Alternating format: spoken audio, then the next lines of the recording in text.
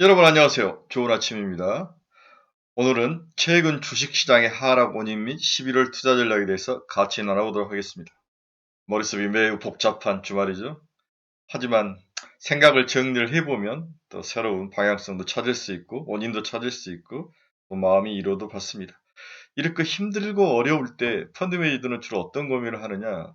집에 잘 안 가는 거죠. 주말도 출근해서 계속 주식 전체 3,000개를 다 돌려보고 아침에 가서 저녁 12시에 오고 또 종목도 분석해보고 미국도 보고 자기 포트폴리오를 점검해보고 또 확신도 가져보고 또 의심도 해보고 이런 과정을 겪는데 우리 일반 주린이 분들은 이렇게 하기는 좀 힘든 과정이죠. 저도 이제 아침에 이 야스라장을 어떻게 해석하고 어떠한 처방과 어떤 대응책을 가지고 있을지 마련을 해야 될지 고민이 참 많았습니다. 그래서 오전 내내 한 5시경에 일어나서 지금까지 생각을 한번 정리를 해봤는데요. 그래서 이걸 월요일 날 아침에 띄워주려다가 주말에 또 여러분들이 뭔가 공부를 해야 되고 생각을 해야 되고 그리고 뭔가 그 자기 전략을 미리 짜는 것도 필요한 시간인 것 같아서 제가 미리 좀 어설프지만 미리 올립니다. 그 이유는 어떤 그 PT의 완성보다는 함께 생각해 보는 게 더 중요하다. 그리고 저는 화두를 던지고 저렇게도 시장을 바라보고 있을 수 있고 또 전략을 저렇게 세우는구나. 이런 것들을 여러분과 같이 나누기로 합니다. 결론은 너무 쫄 필요 없습니다. 박스권의 하단에 와 있는 거죠. 네, 다행히 미국이 어제 스톱하고 좀 돌아서는 모습이 바닥에서 네, 하락으로 갔다가 다시 상승으로 돌아서서 막장 후반장이 좀 좋았는데 이런 것들이 그나마 우리의 심리에 영향을 미칠 수 있을 것 같은데 문제는 한국과 미국이 디커플링이라는 사실이죠. 이게 정말 제일 큰 독소요인입니다. 왜 디커플링이 나는지 이 부분이 우리 주린이들이 너무 답답해하고 시장들이 답답해하고 다양한 처방전을 내놓는데 여기에 대해서 뭐 최소한 펀드 매니저 한 30년 했으면 나름대로 또 뷰는 있어야죠. 칼 같은 뷰는 없더라도 그래도 뭔가 논리적으로 그럴 수 있다. 이런 뷰 정도는 마련을 해주고 가지고 있어야 될 것 같습니다. 자, 힘들지만 또 고민을 하면서 극복을 해야 될 그러한 주말입니다. 힘들수록 밑빠진 독에 물을 부을 수 있다. 이 논리로, 이 철학으로 주식을 갈고 닦길 바랍니다. 이 시간 짧은 시간이지만 또는 긴 시간일지도 모르지만 같이 생각해보는 의미 있는 시간이 되기를 바랍니다. 자, 하나씩 들어가 보시죠. 구독, 좋아요 부탁드립니다. 결론부터 한번 훅 들어가 보죠. 핵심은 아시아 시장에서 급격한 금리 상승이 나타났다. 그렇죠. 여러 원인일 수도 있는데 뒤에서도 이야기했지만 미국의 애플이니 뭐 아마존이니 이쪽에 공급 사슬의 문제가 지속적으로 있을 것이다. 이번 분기뿐만 아니라 다음 분기 심지어는 내년 초반까지도 문제가 이어질 것이다. 이런 이야기도 있을 수 있는데 저는 그런 다 아는 이야기는 빼고 제가 찾은 결론은 아시아 시장에서 금리 상승이 있었는데 급격한 금리 상승이 있었다. 빨랐다는 거죠. 속도가 빨랐다는 거죠. 과도한 금리 상승 속도와 변동성이 주식 시장과 연계됐다는 거죠. 그래서 외국인이 매도로 대응을 한 거다. 이게 제 결론입니다. 그동안 잠잠했던 금리 상승이 한국과 호주를 중심으로 급격하게 나타나고 있는 거죠. 금리는 자산을 배분한 칼과 같은 기능을 하고 있습니다. 칼로 잘라주는 거죠. 여기는 주식 몇 프로, 채권 몇 프로. 그 자르는 칼의 역할을 하는 게 금리입니다. 그래서 금리의 움직임에 따라서 금리의 그 목표 수준에 따라서 자산 운용 방향이 달라지는 거죠. 외국인들이 한국과 호주의 급격한 금리 상승 속도에 좀 당황했던 것 같습니다. 그래서 일단은 금리 시장에서의 매도와 그리고 주식 시장에서의 매도가 동시에 일어나는 1년에 몇 안 되는 그런 장이 나오지 않았나 저는 개인적으로 이렇게 정리를 해봤습니다. 우리나라 채권 금리 한번 볼까요? 네, 8월 중순부터 채권 금리가 급격히 상승하는 이게 국채 10년짜리 금리인데 그렇습니다. 1.8% 정도에 있다가 2.45%까지 급격하게 인상되는 상승하는 그런 모습을 보였는데 네, 이 원인은 뭐 우리 금통이라든지 한국은행이 또 국가 정부에서 뭔가를 잡아야 되겠다. 부동산도 잡아야 되고, 다음에 연끌도 좀 잡아야 되고, 과일도 잡아야 되고, 이러한 굴뚝경제의 구시대적 발상으로 이제 금리를 올리겠다. 계속 시장에 사인을 주면서 금리가 아주 민감하게 반응했던 것 같습니다. 문제는 한국 금리만 오른 게 아니라 호주 금리가 올랐다는 거죠. 오세아니아를 대표하는 세계 선진국인데 일본은 이제 이머징 시장이 아니고 선진국 시장이고 일본은 또 우리와 다른 시장이 있는데 호주와 한국이 굉장히 비슷한 경제 구조와 비슷하게 움직입니다. 경제 구조는 비슷하진 않지만 규모라든지 이런 것들이 연동성이 있죠. 그래서 호주 금리가 최근에 굉장히 많이 올랐습니다. 한번 볼까요? 호주 10년짜리 금리가 지금 2.08인데 지난 올 1년 동안 127bp 올랐죠. 최근 1개월간 60bp나 올랐습니다. 5년짜리는 79bp나 올랐죠. 네, 어제 하루에 24bp 올랐고 5년짜리 10bp가 올랐습니다. 이렇게 호주 시장에서 뭔가 문제가 발생하니까 그 연쇄작용으로 한국 시장도 이제 금리가 올라가는 상황인데 두 시장이 서로 합쳐지면서 여기에 또 관심을 갖는 우리 한국의 투자가들이 민감하게 반응을 했고 해외 투자가들은 글로벌 전체를 보기 때문에 아시아를 보면서 오세아니도 호주도 보기 때문에 뭔가에 대해서 불안감을 느꼈다라고 저는 그렇게 봤습니다. 그러면 국채금리의 상승 원인을 한번 간단히 짚어보도록 하겠습니다. 먼저 물가와 연끌, 부동산을 잡기 위한 아주 금융기관의 아주 긴축 전략, 그리고 돈줄을, 목줄을 재는 그러한 양태가 나타나는데 특히 한번 금리를 올린 이후에 11월에도 추가로 금리를 올리겠다. 내년 3월인가에 이제 선거가 있는데 연말로 가면 못 올리죠. 선거 갈수록 올릴 수 없습니다. 미리 올리는 그런 모습을 보이는데 이러한 것들이 영향을 크게 미치는 것 같습니다. 그리고 내년에도 한 번만 올릴 게 아니라 두세 번 더 올린다는 그러한 그 어떤 전망들이 시장에 부정적으로 작용하면서 한국이 올랐는데 여기에 이제 수급 문제들이 여러 문제들이 터지면서 수급까지도 이제 금리에 불리하게 작용하면서 올랐습니다.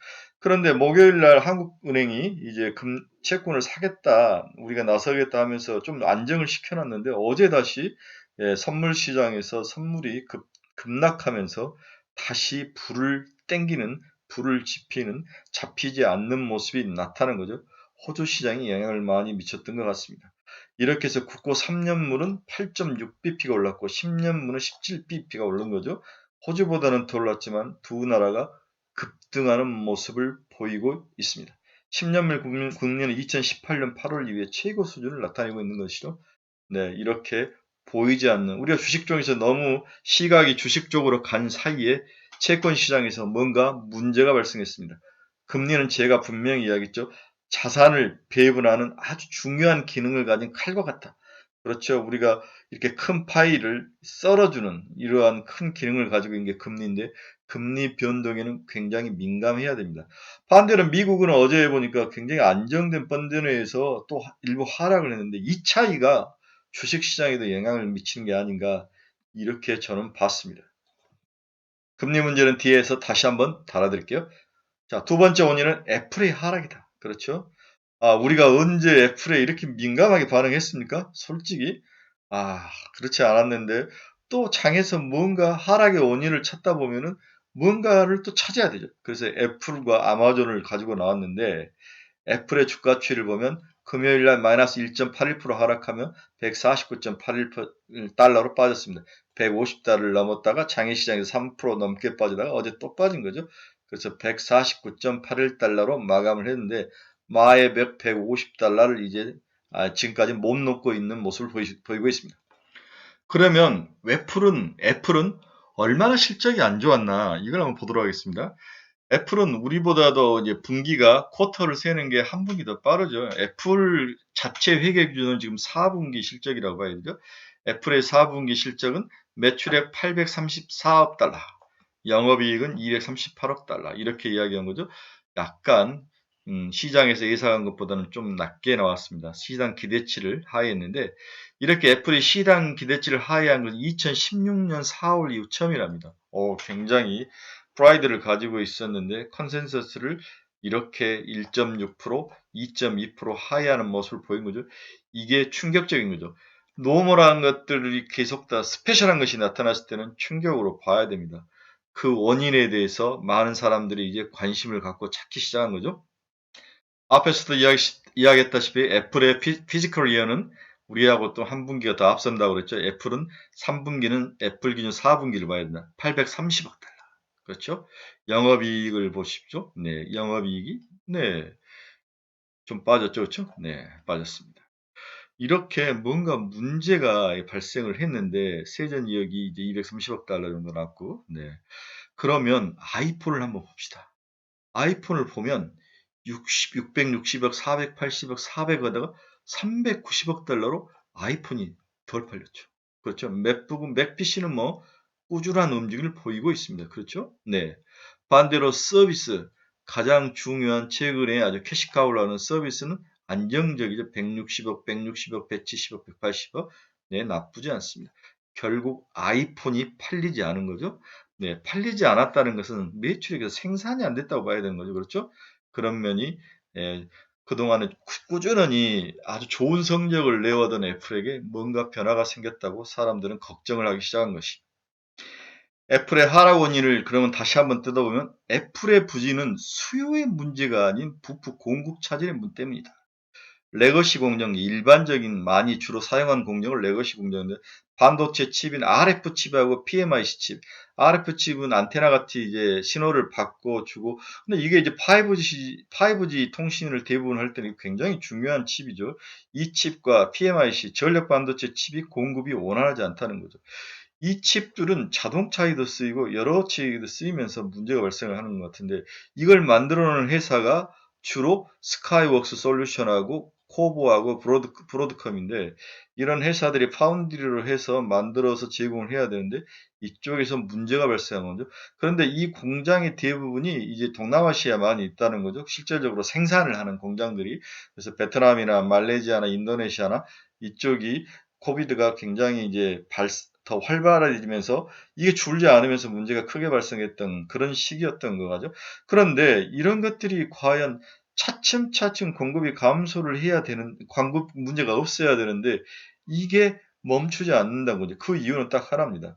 삼성전자는 전체 생태계 체계를 수직 계열로 해서 가지고 있어요. 자기가 컨트롤할 수 있는 범위에 같은 나라 안에서 대부분을 가지고 있죠. 삼성은 그렇지 않습니까? 근데 애플은 모든 것을 아웃소싱을 하고 주고 있습니다. 중국, 뭐 대만, 한국 이것들의 컨트롤이 안 되는 거예요. 국가도 나눠져 있고 이러한 차이들이 즉 생산 관리가 과거에는 팀 쿡이 원래 생산 관리 전문가인데 팀 쿡의 큰 장점이었고 애플의 장점이었는데 이게 코로나가 터지면서 이게 그들에게 역공을 펼치는 거죠. 반대로 삼성전자와 현대자동차들은 이런 데서 좀 벗어나지 않습니까? 이러한 차이점들이 쉽게 해결되지 않을 것이다. 다음 분기까지 이어질 수도 있다. 내년까지 이어질 수 있다. 심지어는 내년 상반기까지도 이어질 수 있다. 이런 우려감들로 애플의 발목을 잡았던 것 같습니다. 이러한 우려감들이 특히 아시아 시장에 민감하게 작용을 했던 것 같습니다.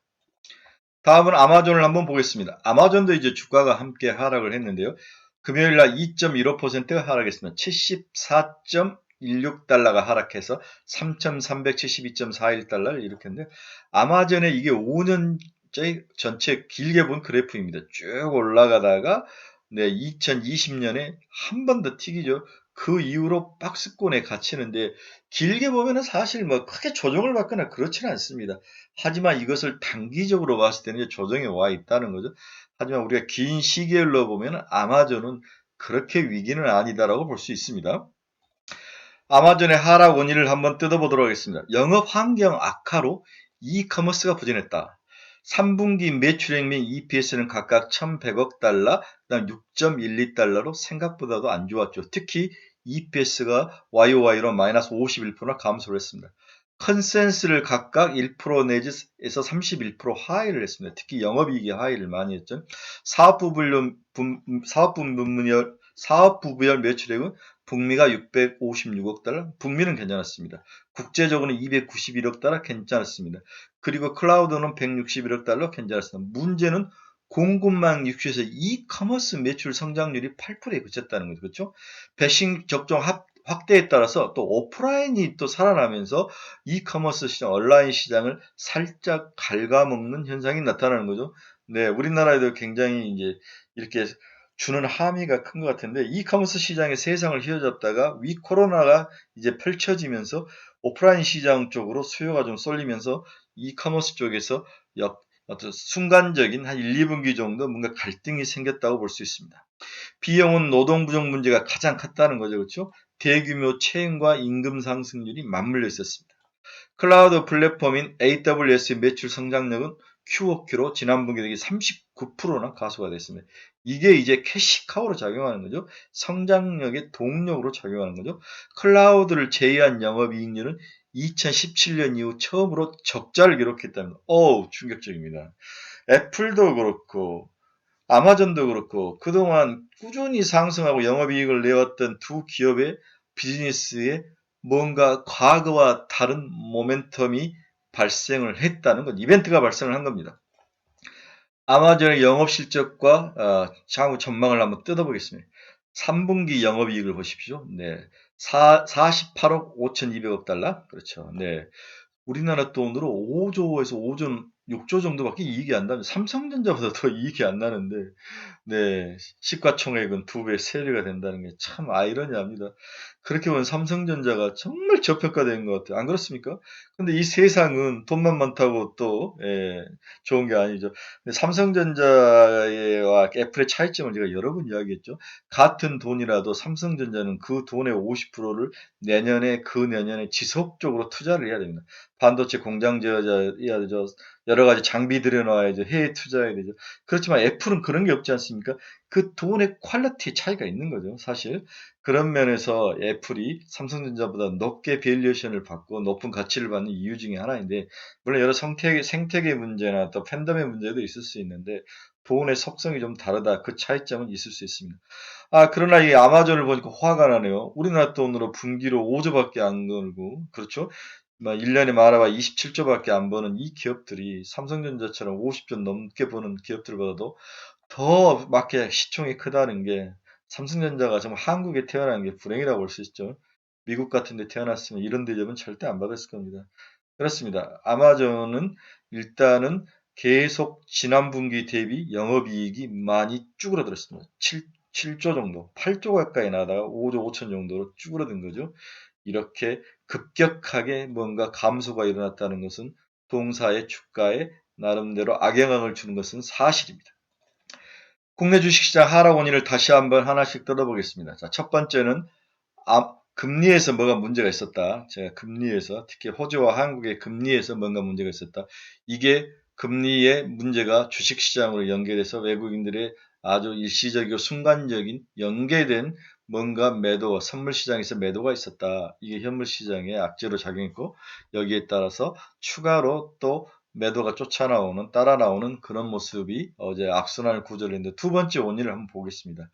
외국인이 10월에 들어서 4.5조를 매도 폭탄을 일으켰습니다. 한국 주식시장에서. 보십시오. 10월 1일부터 3천억부터 팔죠. 6천억 팔죠. 산 날이 하나, 둘, 셋, 넷, 다섯, 여섯, 6일밖에 안 됩니다. 20일 중에 6일만 사고 나머지는 다 팔았던 거죠. 어제 그냥 8천억 정도, 1조 가까이 팔아버린 거죠. 이렇게 봐서 수급면에서는 4.5조 매물 폭탄, 지난 3개월간에 거의 10조 가까운 매물 폭탄이 나왔습니다. 이 모든 것을 누가 받았냐? 역시 개인 우리 주린님들이 받으셨죠. 저는 지금도 왜 우리나라가 그렇게 공매도를 허락해 주는지 이해가 안 돼요. 외국인들이 자본에 뭐가 문제가 있다? No, 전혀 그렇지 않습니다. 우리나라 시장은 중국의 프락시 시장입니다. 중국을 때리기 힘든 구조에서 한국을 치는 거죠. 아시아를 팔아도 한국을 팔고 중국을 팔아도 한국을 먼저 팔고 글로벌이 빠져도 이머징 시장에서는 한국을 먼저 팔고 이러한 어떤 프락시의 호구 역할을 하는데 그 호구에 우리가 자본을 대주는 거죠. 종목을 대주는 거죠. 물량을 대주는 거죠.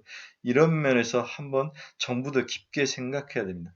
저는 굉장히 깐깐하게 공매도 제도를 가져가야 된다고 주장하는 사람 중에 한 사람입니다.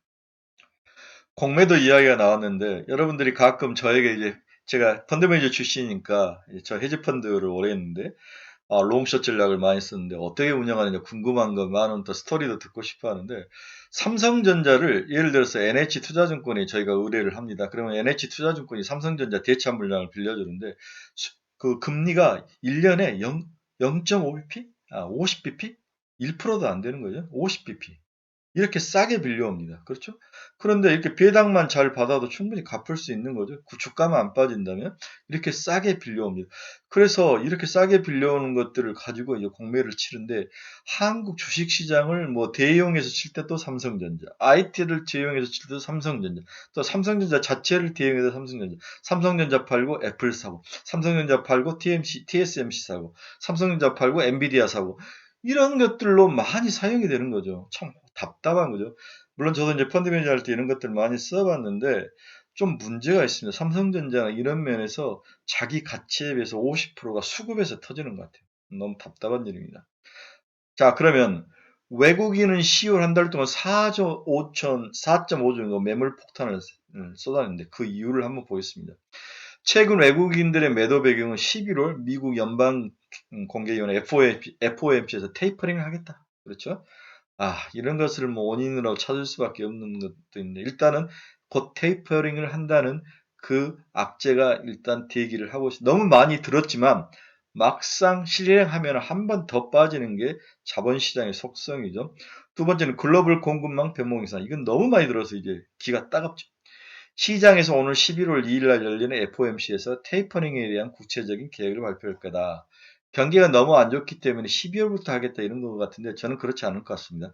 11월부터 분명히 하겠다고 연방은행, 지역은행 총재들이 어나운스를 하고 있는 거죠. 자기들끼리 다 전략을 짭니다. 걔들이 여기저기 와서 강연회 때 이야기하는 거 전부 내부적으로 전략을 짜고 합니다. 막 입을 놀리지는 않습니다. 이에 따라서 안전자산 현호현상이 나타났다. 여기에 제가 봐서는 호주와 한국의 금리 인상 등 믿었고 안정된 이머징 시장이 뭔가 흔들리고 있다. 이런 것들이 매도에 영향을 많이 미치고 있는 것 같습니다. 호주 등 오세아니아 국가들의 금리 상승이나 국제선물 매도 증가, 이건 앞에서 여러 번 이야기를 했는데 여기서 굉장히 재밌는 게 하루에 10,000계약 이상을 선물 시장에서 외국 애들이 매도를 한 게 올 8월 28일에 11,800개 정도, 8월 14일에 11,346개, 두 번이 있었던 거죠. 그 이후로 이제 금요일 날 11,000개를 팔았는데 세 번 정도가 올해에 있었습니다. 이럴 때 과연 주식 시장에서는 어떤 모습이 있었을까? 이게 좀 살짝 궁금했죠. 그래서 제가 한번 간단하게 봤습니다. 자, 여기가 8월인데 여기에 한국 주식시장이 급격하게 빠질 때가 있었지 않았습니까? 이럴 때에도 채권 시장에서 뭔가 문제가 있었다는 거죠. 아마 이때 미국도 그렇고 한국도 그렇고 금리에 대해서 금리가 올라갈 수 있다. 이 가정 테이퍼링 이야기들이 막 지속적으로 시장에 반영이 되면서 시장을 좀 흔들어 놨던 것 같습니다. 즉 테이퍼링은 금리 인상이 가능 여러 가지 요인들, 뭐 향후에 FOMC가 기준금리를 올린다, 먼저 테이퍼링으로 하면서 채권 사주는 것을 줄인다, 이런 것들은 확실히 주식시장에서 일시적 충격은 가합니다. 특히 외국인들의 자금 영향에 대해서 연관관계는 높다고 보셔야 될 것 같습니다. 그런데 지난 금요일 날 재밌었던 것은 중국이 흔들리지 않았다는 거죠. 그날 중국이 상승 마감을 했습니다. 우리나라가 이렇게 아주 뭐 난리가 났을 때 중국 시장은 오히려 상승을 했다는 것은 이게 어떻게 보면 외국인들 눈에는 중국과 한국 시장을 분리한 플레이였다. 국내 내부적인 원인이었다. 국내가 아니라 죄송합니다. 국내 내부적인 원인이었다. 이렇게 볼 수 있는 거죠. 중국은 맥주, 화장품, 반도체 뭐 이런 것들이 올랐고 또 메타로 페이스북 이름 바뀐다 하면서 중국 메타버스 테마주도 올라가는 좋은 모습을 보였습니다. 또한 헝다가 일단 위기를 넘겼죠. 예, 다음에 또 11월 12일 날에 큰 게 돌아오는데 그때는 1억 4천만 달러가 예정되는데 일단은 넘기면서 중국 시장은 안정을 찾으면서 금요일을 마쳤습니다. 즉 한국 시장 자체의 문제로 외국인들이 봤다는 거죠. 그래서 이번 매도는 한국 시장에 대한 부정적인 이유로 보는 건데 문제는 이들이 매도를 선물 시장에 판 그를 보면은 프로그램 매도였다는 거예요. 거의 7천억, 8천억 중 7천억 정도 프로그램 매도라는 것은 뭔가를 엮여서 시장의 선물과 선물의 차이를 따먹는 그러한 방향성이 아니라 일시적 순간적인 어떤 변화를 따먹는 그러한 전략이란 거죠. 이렇게 보면 우리가 대체 외국인들의 속성을 어떻게 파악할 수 있을 것인가? 그 안에 이렇게 패시브적인 것들도 있고 인덱스 관련된 것도 있고 이렇게 순간적인 시장의 가격 차이를 이용해서 따먹는 그런 프로그램 매너도 있고 심지어는 액티브 형태로 크게 보고 치고 빠지고 농숏 걸리는 그런 전략으로 먹는 것도 있고 이게 외국인들이 섞여져 있습니다. 그래서 외국인들의 플레이가 굉장히 분석하고 예측하기가 힘들어요. 외국인들도 다양하게 들어와 있고 유럽 자금, 미국 자금, 중동 자금, 뭐 아시아 자금들이 막 섞여 들어와 있는데 따라서 최근에 국내 개인 투자가들의 파워가 세지면서 저는 외국인들의 동향을 사실 버려버렸습니다. 거의 무시하죠. 국내 기관들 투자도 무시합니다. 왜 그러냐면 걔들은 돈이 없습니다.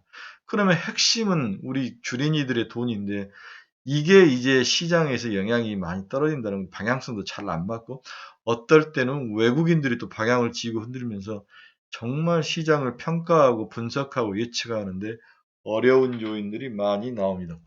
이런 케이스의 방법은 펀드 매니저는 하나입니다. 그럴수록 기업 자체의 분석에 매달립니다. 그렇다 나는 시장의 변화에 대해서 내가 예측할 수 있는 것은 별로 없다. 다만 내가 할 수 있는 것은 기업에 대한 펀더멘탈 분석은 할 수 있는 거 아니냐. 이렇게 해서 오는 건데 이것도 또 잘 맞지 않죠. 네, 이게 정말 최근에 한국 시장을 예측하고 분석하는데 어려움이 있는 여러 요인 중에 핵심인 것 같습니다. 그래서 한국 주식시장의 핵심적인 하락 원인은 정부에 있다. 네, 저는 그렇게 봤습니다. 금리 인상, 통화 긴축, 돈을 빨아가는 거죠. 여러 번 말했지만 우리가 돈을 많이 풀었다, 빚을 많이 가지고 빌려 썼다 이게 중요한 게 아니라 뭘 샀느냐. 기초자산을 가지고 그 돈을 가지고 무엇을 샀느냐가 난 더 중요하다고요. 이게 이제 선진국이 빚을 우리가 뎁을 평가하는 기준이 돼야 될 거다. 근데 우리나라의 지금 경제 관료들은 한마디로 말해서 총량이죠. 숫자만 보는 거죠. 많이 풀렸다. 이게 문제가 될 것이다. 이것만 보는데 저는 그렇게 보면 안 된다. 그 돈을 가지고 과자를 사 먹었느냐, 소비를 했느냐, 아니면 주식을 투자했는데 뭘 샀느냐. 여러분, 테슬라 사고, 삼성전자 사고, 엔비디아 사고, 디즈니 사고, 이게 한국보다 더 안전한 거 아닙니까? 이렇게 좀 퀄리티를 측정해야 되는 거 아니에요? 퀄리티 Q를? 저는 정말 답답합니다. 이렇게 해서 막 돈을 제으면 결국 모든 피해는 주린이들에게 돌아오는 거죠. 아, 정말 답답합니다. 경제 관료들 정말 바꾸고 싶어요. 다음의 문제는 아시아 시장에서 한국의 매력도입니다. 정말 중요하죠. 주식은 절대적 매력이 있는 미인을 찾는 게임이 아니라고 했죠. 상대적 매력이라고 제가 여러 번 말씀드린 굉장히 중요한 키포인트입니다. 꼭 적어 놓으셔야 돼요. 주식은 절대적 매력을 갖는 기업을 찾는 게 아니라 상대적 매력을 갖는 기업을 찾는 거라고요. 그렇습니다. 아시아 시장을 한번 쭉 둘러보십시오. 한국이 매력적인가? 첫째는 우리 코로나 사태 터진 후에 잘 방어하면서 주식이 가장 많이 올랐습니다. 지금 상황에서는 매력이 별로 없습니다. 두 번째는 우리나라는 위 코로나를 하면서 많은 계속 연기하는 거죠. 인도를 보십시오. 자연 면역이 되면서 이제 그 문제에 대해서 가장 자유로운 나라가 됐습니다. 대신 대만과 한국은 너무 관리를 잘하면서 문제에 빠져나오는 엑시트 전략을 이제야 세우면서 문제가 발생하는 거죠. 이런 면에서 매력이 많이 떨어집니다. 그래서 돈은 인도로 많이 갔습니다. 중국에서도 가지 않고 인도로 간 거죠. 이러한 것들이 한국이 아시아 시장에서 많은 매력도를 떨궜습니다. 거기다 삼성전자가 해부작거리고 있죠. 그렇죠? 이제 겨우 매력 있는 것이 컨텐츠, 엔터, 드라마 제작, 게임입니다. 그래서 그들의 매력적인 포인트가 겨우겨우 가고 있고 그들이 시장의 리더로 오는 거죠. 시대정신이 된 거죠. 연말까지는 시대정신입니다. 시대정신은 가지고 가야죠. 최근 인도 주가 한번 볼까요? 네, 우리 빠질 때 이렇게 올랐습니다. 그래서 최근에 살짝 조정을 받는데 인도가 위너입니다. 그 다음에 이는 베트남이죠. 그렇죠? 베트남은 올라간 후에 기존 전고점 수준에까지 와 있습니다. 네, 조정받고 다시 올라와 있죠. 네, 올해 아주 좋은 모습을 보이고 있습니다. 그러면 다음 주 투자 전략은 뭔가? 저는 11월이라고 써 있는데 11월 한 달 길게 보지도 않았습니다. 짧게 다음 주 한 주만 봤습니다. 11월 모르겠습니다. 한 주만 한번 볼까요? 일단은 코스피 기준으로 전 저점을 트라이할 것이다. 전 저점 2,900포인트죠. 네, 전 저점을 트라이할 것이다. 하지만 여기에 오면 또 사자가 나오겠죠. 그 전에 돌아서서 올라야 되는데 대신 윗박스는 여전히 3000 정도, 3050 정도, 3070에서 50 정도 이 박스인데, 윗박스가 좀 찌그러져 내려오는 그러한 박스권이다. 이렇게 보이는데, 전저점을 틀어야 할 것 같은데, 우리가 항상 다 2900원이면 사야지 하고 기다리면 오지 않습니다. 이게 자본시장의 특징이죠. 다음 주 투자 전략 보겠습니다. 차별화가 추가로 진행될 것이다. 네, 아주 적은 소수가 시장을 리딩해 갈 것입니다. 또한 순환매도 빠를 것입니다. 이 순환매에 휩쓸려가면 또 늪속에 빠져 3개월 고생합니다. 원전주 제가 그렇게 이야기했죠. 아마 제가 봐서 조선주도 그럴 확률이 있어 보입니다. 윗골이 달고 내려와서 또 사서 막 들어가면 늪에 빠질 확률이 있었는데 조심해야 됩니다.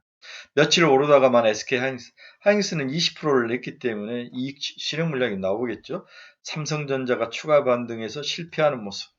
2차 전지가 이제 가격 조정에 들어갔죠. 울고 싶은데 빰 때려준 거죠. LFP 배터리 이야기하면서. 그렇지만 최근에 다시 가볍게 가격 조정을 하고 살짝 반등을 하고 있습니다. 다행입니다. 빨리 리딩 그룹으로 돌아와야 됩니다. 메타버스 관련주들은 여전히 ETF가 자금이 들어오면서 수급에서 또한 미래 성장력에서 계속 동력으로 작용을 하고 있습니다.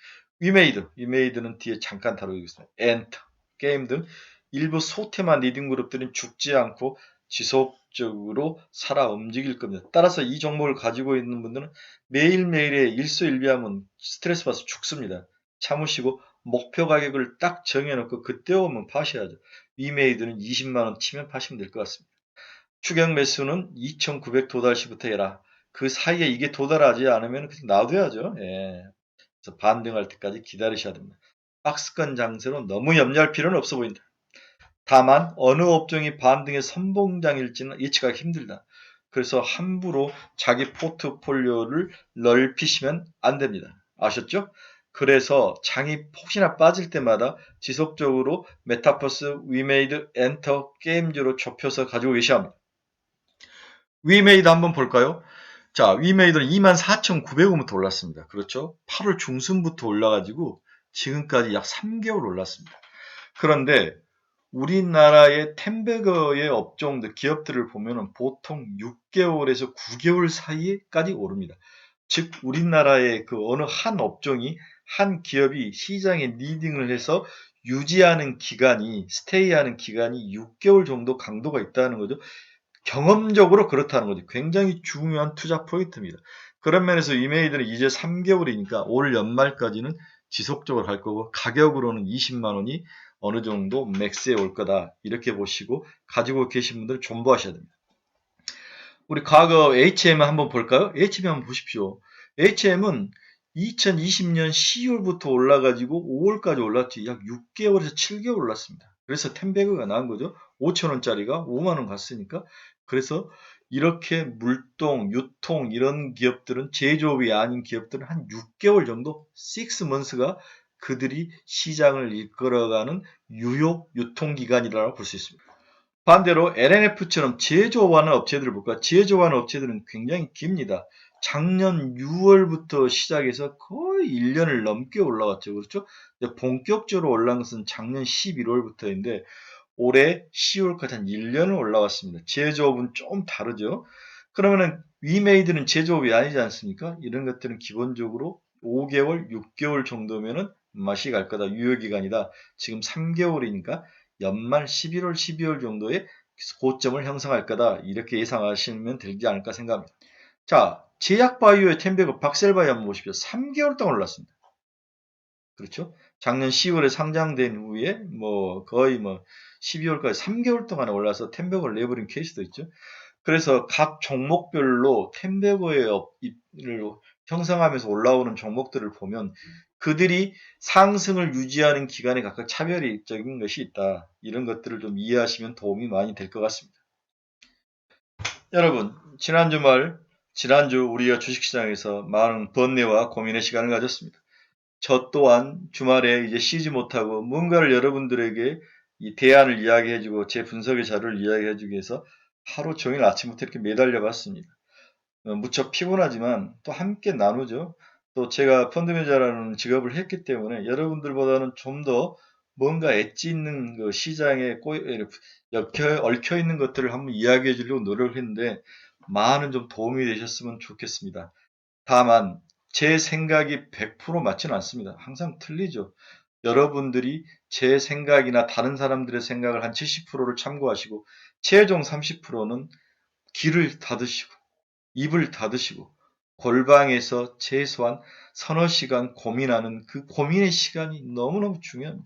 자기 포트폴리오에 대한 고민, 시장에 대한 고민, 월요일 날 어떤 전략을 쓸 것인가의 고민, 이러한 것들을 계속 반복적으로 보고 또 보고 최종 결정은 스스로 내리는 그 독고다이, 이게 투자의 기본 속성인 것 같습니다. 여러분, 긴 시간 저의 개통 철학을 들어주셨습니다. 여러분 남은 주말도 건강하고 즐겁고 행복한 시간이 되기를 바랍니다. 네, 남은 시간은 다음 주에 좀 살만한 종목들 한 5종목 좀 제가 추천을 해서 월요일 아침에 올리겠습니다. 여러분 즐거운 주말 되십시오. 감사합니다.